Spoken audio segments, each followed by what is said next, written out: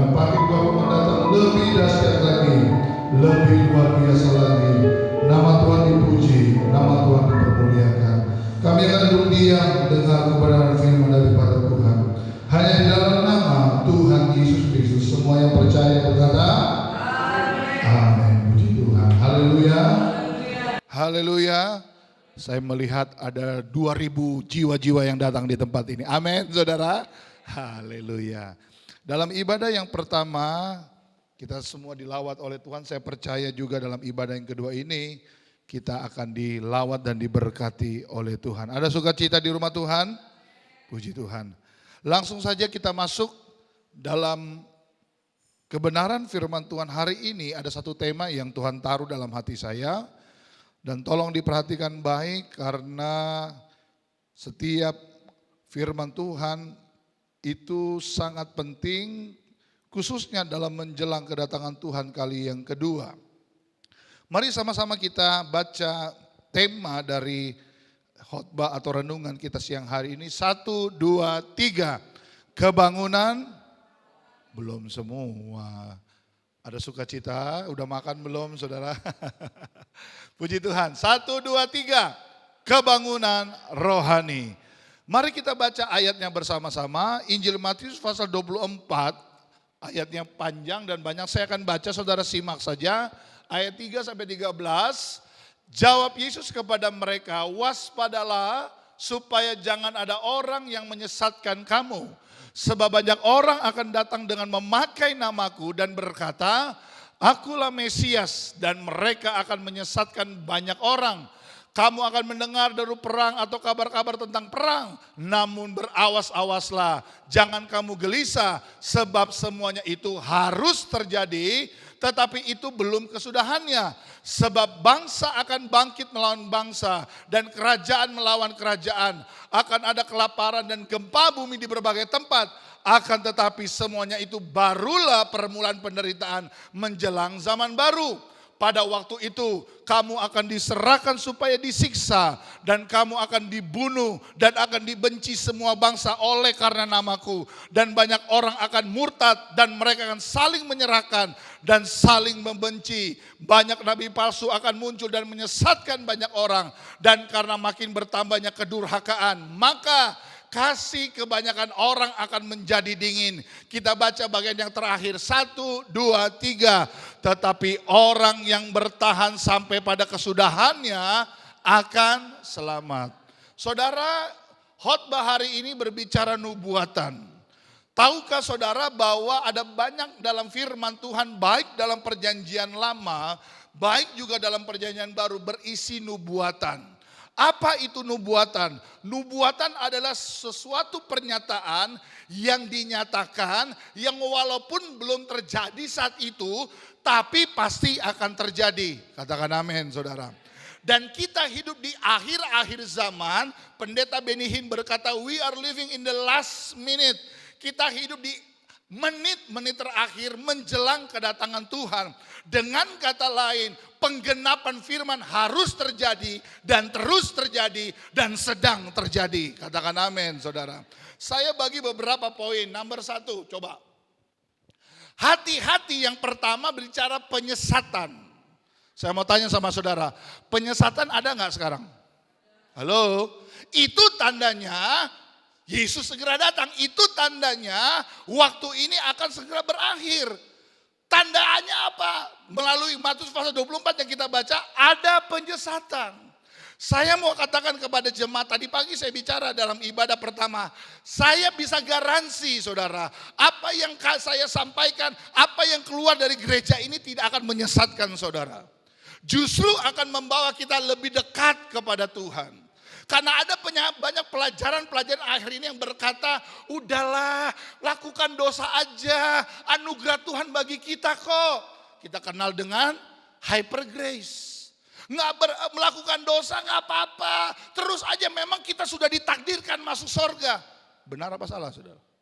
Salah. Tapi orang suka yang gini-gini. Orang suka dengan ajaran seperti ini. Dan mereka merasa nyaman, mereka enjoy. Ingat Alkitab berkata tanpa kekudusan tidak seorang pun akan melihat Tuhan termasuk pendeta. Halo. Ada haleluya. Saya lihat ada 3.000 orang di sini, saudara. Amin, saudara. Penyesatan akan terus berjalan. Penyesatan akan terus ada. Dan tanpa ada sadari, kalau kita selalu dan selalu tidak fokus kepada Tuhan, tidak ada dalam pengembalaan. Minggu lalu saya berbicara tentang suara Tuhan, suara gembala. Saudara harus digembalakan, sehingga ketika kita ada dalam pengembalaan, gembala akan membawa kita kepada air yang tenang, rumput yang hijau. Katakan amin dong, saudara. Dan saya mau dan saya berdoa buat seluruh jemaat GPD Yoran Kebon Baru yang Tuhan percayakan kami gembalakan. Kita menjadi ahli waris kerajaan sorga. Yang percaya masuk sorga katakan amin. Yang kedua, hati-hati dengan apa? Perang. Saya mau tanya, perang masih terjadi? Iya. Jadi nubuatan itu bukan bohong, bukan konga, bukan isapan jempol, bukan sekedar tulisan. It is happening. Ini benar-benar terjadi dan akan terus terjadi. Perang, deru perang di mana-mana. Berikut. Kelaparan. Nanti saya akan tunjukkan ada satu gambar yang saudara lihat juga akan miris. Tetapi inilah yang terjadi di dunia sekarang. Kelaparan, apalagi gempa bumi. Kemarin katanya ada gempa ya di mana itu? Di mana, Bu? Terjadi gempa. Terjadi di mana-mana dan ini tanda. Makanya saya mau katakan begini. Bagi mereka yang tidak tahu firman, Anda dengar yang catat baik-baik. Bagi anak-anak Tuhan yang tidak tahu firman, kedatangan Tuhan itu seperti pencuri, betul nggak? Tapi bagi kita yang tahu firman, kita tahu kebenaran, diajar yang benar, kita justru menantikan kedatangan Tuhan. Makanya lagu Pantekosta berkata, kapan Yesus kembali? Kapan Yesus Itu kan kerinduan, saudara ya. Orang yang rindu Tuhan akan menyambut Tuhan. Tapi orang gak rindu Tuhan takut. Kenapa? Diajar gak benar. Udah nikmati dunia. Rasul Paulus berkata, hidup adalah Kristus, mati adalah keuntungan. Sekarang saya mau tanya, bagusan hidup apa mati, saudara?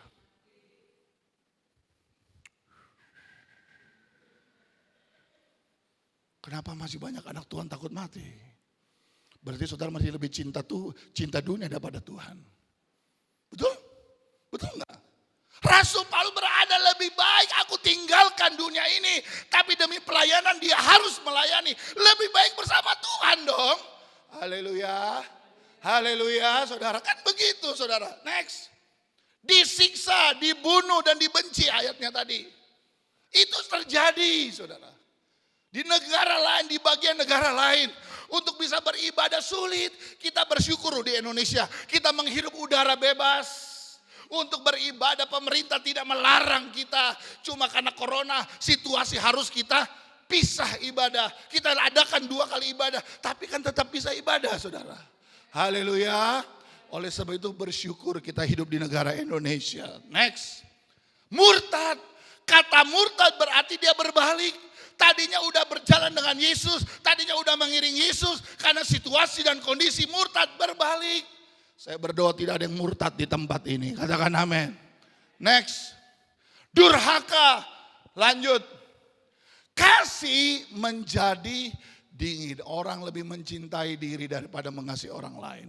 Next, saudara lihat ini gambaran kedatangan Tuhan seperti ini. Sekarang saya mau tanya, yang digambar itu air laut apa air ledeng?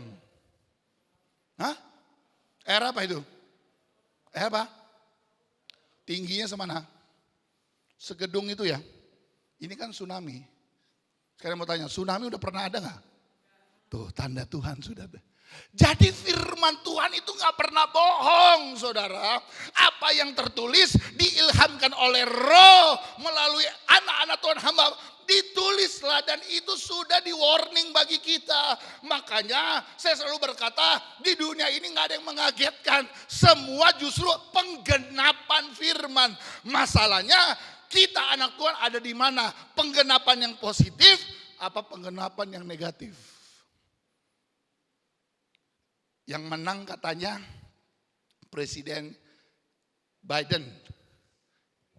Siapa? Amerika siapa? Siapa? Biden ya, Joe Biden ya. Ya gimana nggak menang? Pendukungnya LGBT, saudara. Saudara tuh LGBT bukan makanan ringan. Lesbi, gay, bisex, transgender. Sekarang ada Q lagi. Saya nggak tahu apa arti Q plus lagi. Mereka mendukung karena apa? Supaya mereka diterima. Nanti kita akan belajar ada satu kota yang Tuhan jungkir balikan karena dosa itu. Kita bersyukur Alkitab itu menjelaskan semua kejadian-kejadian dan kita hanya melihat. Makanya pemazmur berkata, walaupun rebah kiri 1,000, 10,000, kita hanya nonton. Kenapa? Karena kita ada dalam lindungan Tuhan.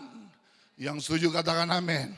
Ayub ketika dicobai, iblis berkata, bagaimana aku mencobai dia? Dia dipagari. Tahukah saudara, keluarga Latendengan dipagari Tuhan? Keluarga Siagian dipagari oleh Tuhan?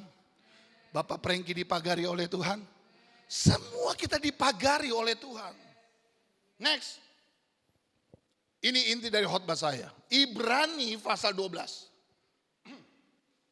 Ayat 26 sampai 29, waktu itu suaranya menggoncangkan bumi. Perhatikan.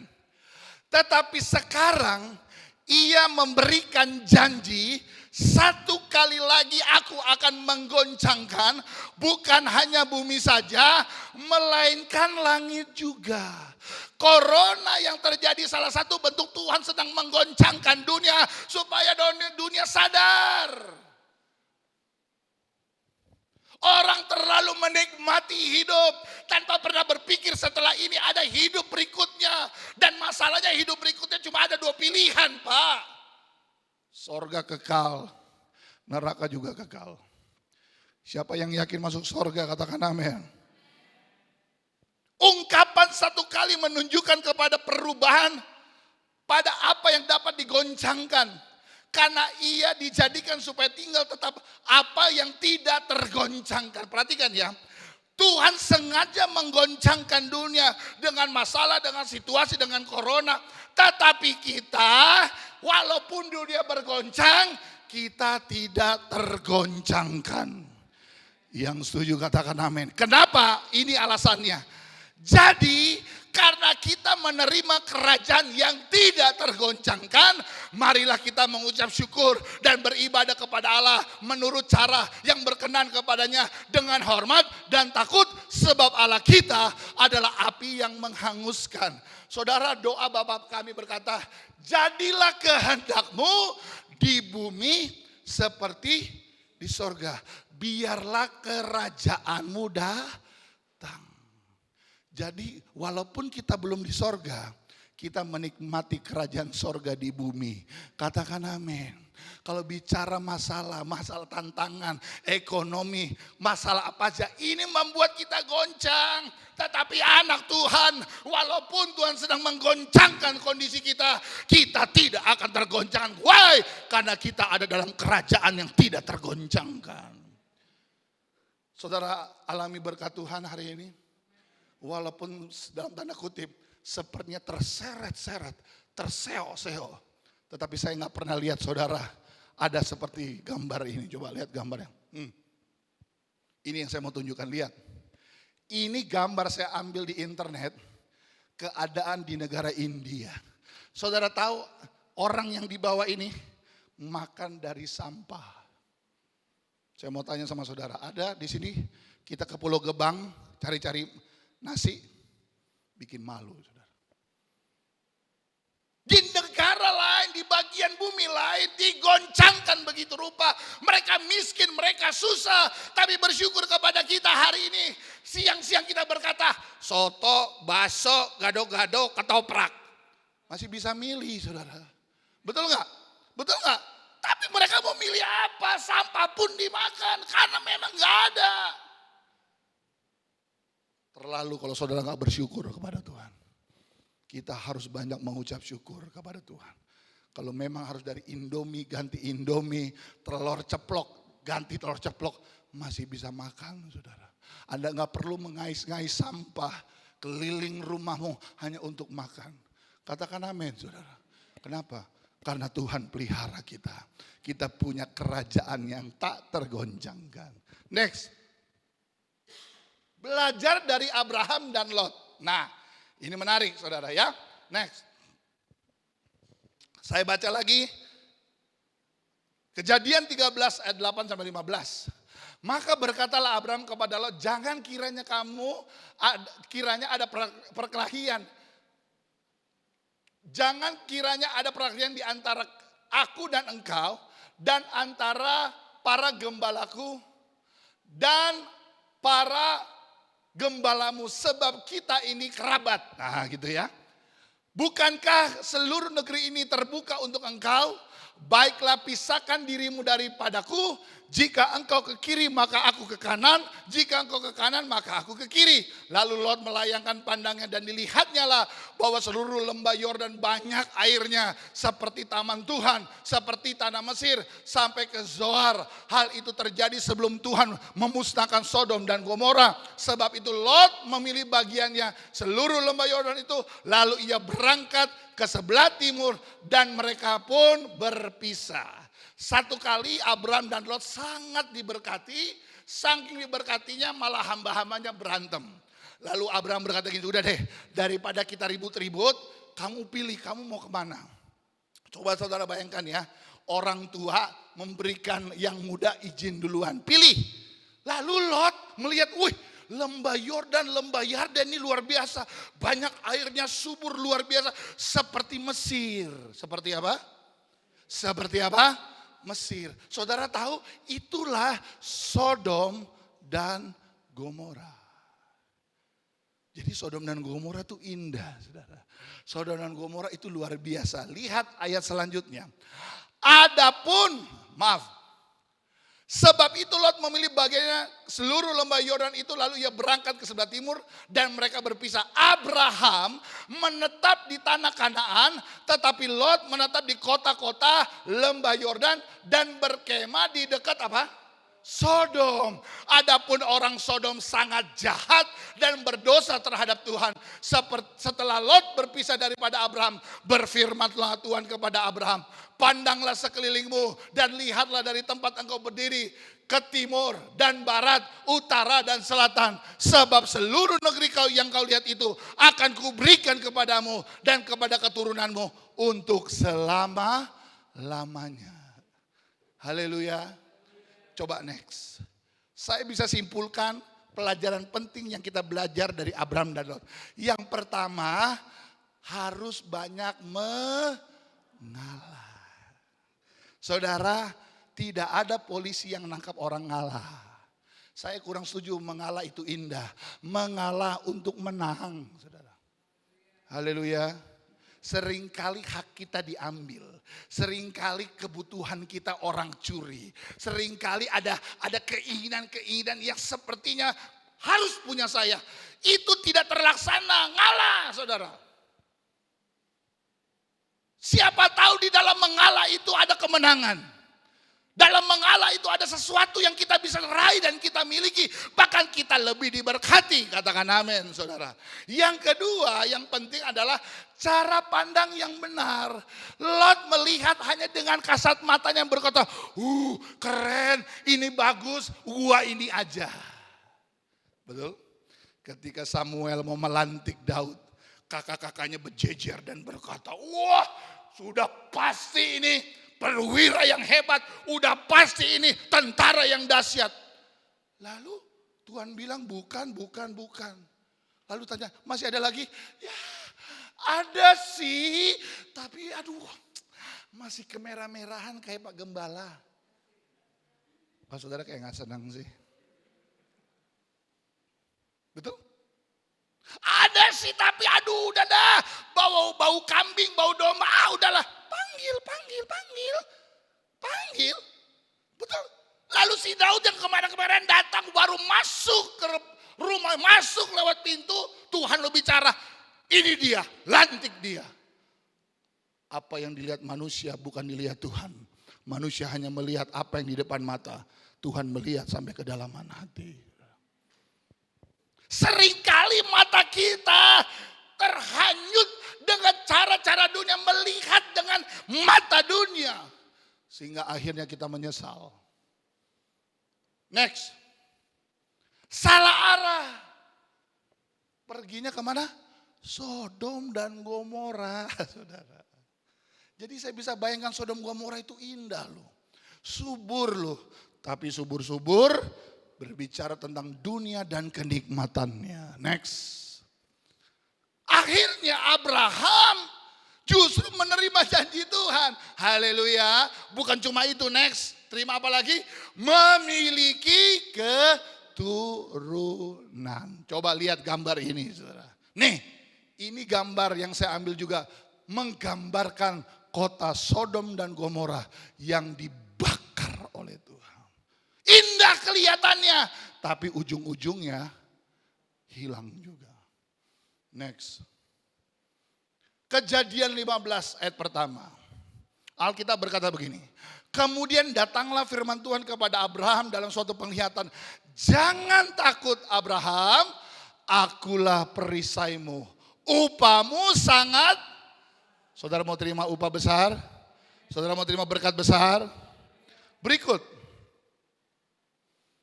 1 Tesalonika 3 ayat 14 berkata, selanjutnya, perhatikan ya.